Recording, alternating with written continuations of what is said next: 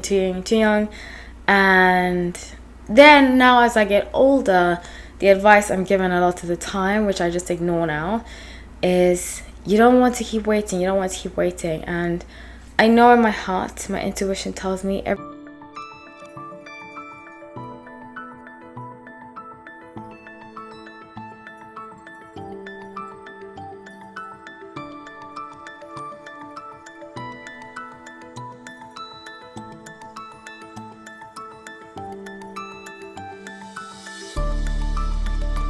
Hi everyone, welcome back to No Light Tarot. My name is Holly. So grateful to have you all. So some of you have been commenting that you do want to hear more videos like the one I'm about to do, and I'm more than happy to. In the beginning, when I started this channel, I was very much like, let me stick to tarot. I don't really want to talk about my personal life. But as the channel has grown, and because I give examples using my personal life, I think it's only fitting. But before I start, if you're watching this for the first time and you don't know that I'm a tarot channel, check out my tarot. I do have great tarot videos that talk about different situations. We look at popular topics and we cover them with tarot. So this is story time, and this is why I'm still single at 35. I do have a blog where I speak about different situations, so check that out too. It's in the info part of my channel. And I do cover certain topics like this. If this interested you, please check that out. So, I was hesitant to do this in the beginning because somebody asked me the other day, they were like, why are you still single? And I was like, why am I still single? Honestly, for the past 2 years, the last relationship I was in was 2 years ago. Exactly 2 years ago, actually. And somebody asked me that, and they were like, when was the last time you were in a relationship? I was like, oh my gosh. In a proper relationship was 2 years ago.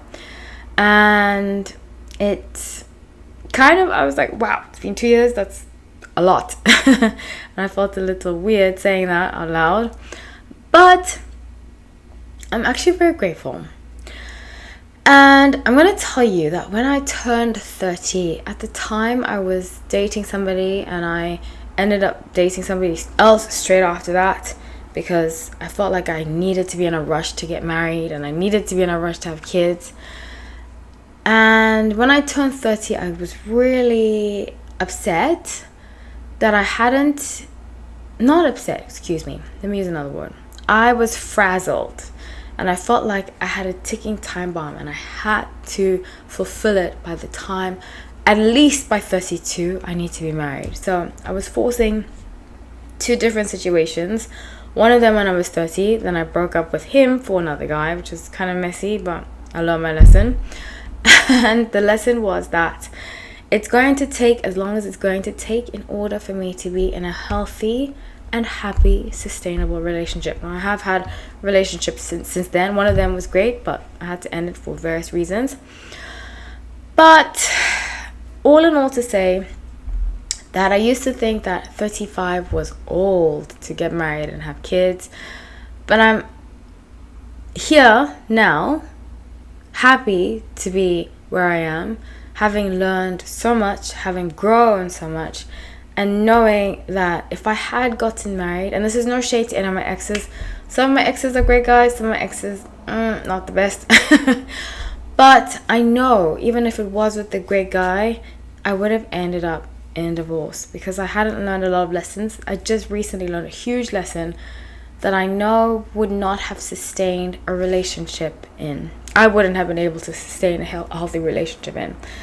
And that doesn't mean to say, because I feel like sometimes I catch myself trying to be perfect in a relationship, like, okay, when this is done, then I'll be able to get married, or when that's done, I'll be able to get married, which is not healthy, because you're a constant growing and healing person in a relationship.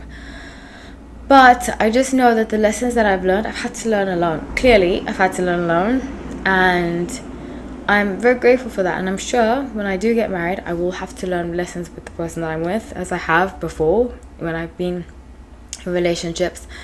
But I just know if I had gotten married to the people that I've been engaged to before, or that I've been in relationships with before, I would have gotten divorced. And I'm not saying there's anything bad about divorce.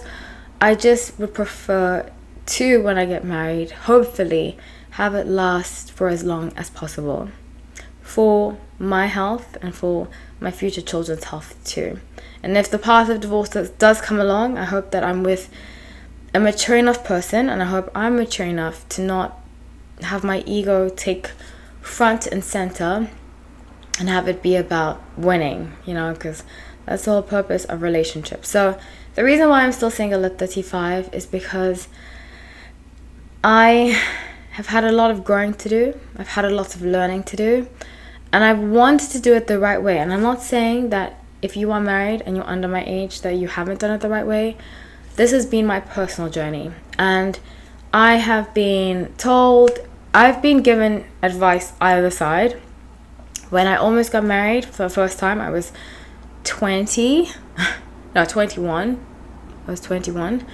When I almost got married the first time at 21, I was told, "You're too young to get married." It was almost like drilled in my head. So I tried to hide it, and it just ate at me because I knew I wasn't doing the right thing. That's why I called it off.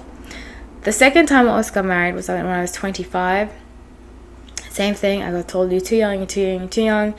And then now as I get older, the advice I'm given a lot of the time, which I just ignore now, is you don't want to keep waiting.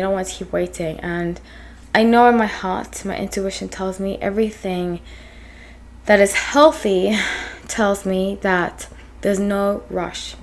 At some point, maybe 2-3 years, I'm going to freeze my eggs. But I don't have to force myself to get into a situation that I'm just going to be unhappy in, or I can just bypass red flags just to say I'm married, because a marriage is a commitment, a daily commitment. And if you are my age, you don't want to get married, that's fine. I just want us to get over this societal pressure that we place on women to be married by a certain age, to have kids by a certain age. And I feel like it's really usually placed on women. And they say because it's a biological clock, which is valid. But I would rather struggle to get pregnant, hopefully that won't be the case, or adopt, but have the right mindset and have the maturity enough to raise a child. And a lot of people will be like, "Oh, well, your eggs are no good," which is not true. If you're healthy, your eggs are definitely good. And if you take care of yourself. But I don't just want to have a child to give birth. I want to have a child to sustain a life throughout as long as I can, and that means being a parent, showing up for parent-teacher meetings, which didn't always happen with me, and I'm not here to blame my parents. I just saw, and this is my experience, I just saw through my parents that they were way too young to have children, and we suffered, the children suffered as a consequence of that. And I don't want to put my children through that. So I've always, especially the older that I get, the more that I realize I really want to be present. I want to be in a financial situation where I don't have to stress about money. Granted, we can't always control that, but I want to be able to be as present of a parent as possible for my children. Show up for their meetings, show up for their, if they want to play soccer, football, if they want to be in drama, if they want to do all the things that require me to be present as much as I can. I want that. And if you were a young parent and you did it, I congratulate you, because it's not easy, It's really, really not. So I'm not here to shame anybody. I'm just here to say, for me, myself, I would prefer to show up for everything that I can for my children and to be as present as possible, and to not make my children feel like they are a burden, that they are a blessing, and treat them that way. I'm not saying I won't have boundaries, but lead with love. And so that's why I'm still single at 35, because I've been very cautious about who I see a future with, and I will continue to be cautious, and I have hope that one day that person will come along.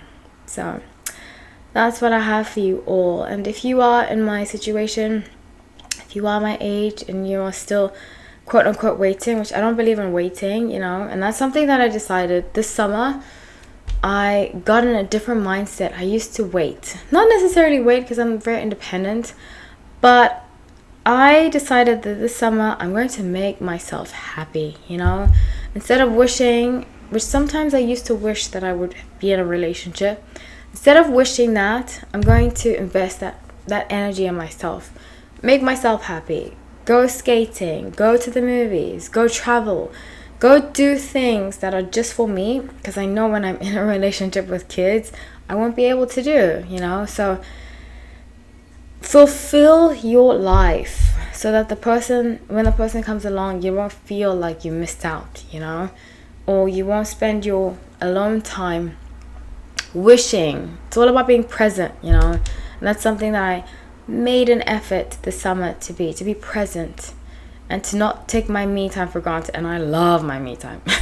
And I know it will come to an end, and when I do, I will feel like, okay, now it's time to not have as much me time as I've needed before. So that's what I have for you guys. I love you all. Would love to hear in the comment section if you agree with me, if you don't agree with me, not about my life but just about yourself.